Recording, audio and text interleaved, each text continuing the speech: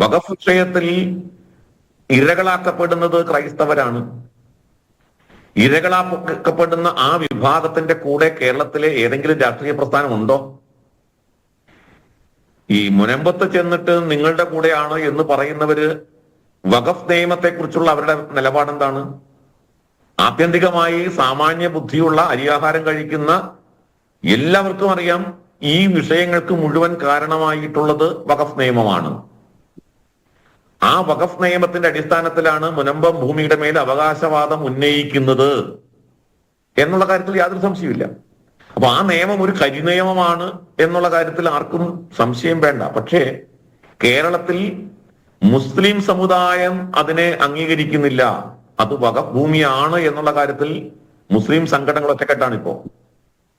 അങ്ങനെയല്ലെന്ന് തുടക്കത്തിൽ പറഞ്ഞെങ്കിലും പിന്നീട് മുസ്ലിം ലീഗ് അടക്കമുള്ള സംഘടനകൾ അഭിപ്രായം മാറ്റി. അതോടെ ഈ മുന്നണികൾ കോൺഗ്രസ് ആകട്ടെ കമ്മ്യൂണിസ്റ്റ് പാർട്ടി ആകട്ടെ മുസ്ലിം ലീഗിന്റെ അടക്കമുള്ള മുസ്ലിം സമുദായത്തിന്റെ അഭിപ്രായം മാറിയപ്പോൾ കോൺഗ്രസിന് ഇപ്പോ അഭിപ്രായം പരസ്യമായി പറയാൻ ഭയമാണ്. കമ്മ്യൂണിസ്റ്റ് പാർട്ടി നേരത്തെ തന്നെ പറഞ്ഞിട്ടില്ല.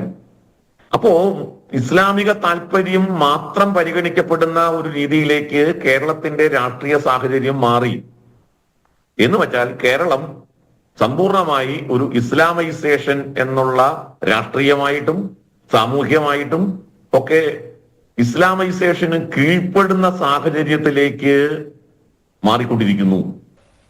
100% ഞാൻ യോജിക്കുന്നു. ഇവിടെ അപ്പോൾ ക്രൈസ്തവരും ഒറ്റപ്പെടുന്ന സാഹചര്യമാണ്. അപ്പോ ക്രൈസ്തവരും ഹിന്ദുക്കളും ഒരേപോലെ തന്നെ നീതി നിഷേധിക്കപ്പെടുന്ന ഒരു ജനവിഭാഗമായിട്ട് കേരളത്തിൽ മാറുന്നു. അതിന് ഉത്തരവാദികൾ കേരളം ഭരിക്കുന്നവരാണ്, കേരളത്തിലെ പ്രതിപക്ഷ രാഷ്ട്രീയ പ്രസ്ഥാനങ്ങളാണ്. അപ്പൊ അങ്ങനെ ഒരു സാഹചര്യം ഇപ്പോ കേരളത്തിലുള്ളത് കൊണ്ട് വെള്ളാപ്പള്ളി നടേശൻ ഉയർത്തിക്കൊണ്ടുവരുന്ന ഈ മുദ്രാവാക്യം തീർച്ചയായും പ്രസക്തമാണ്, ചർച്ച ചെയ്യപ്പെടേണ്ടതാണ്. ആ കാര്യത്തിൽ യാതൊരു സംശയവുമില്ല.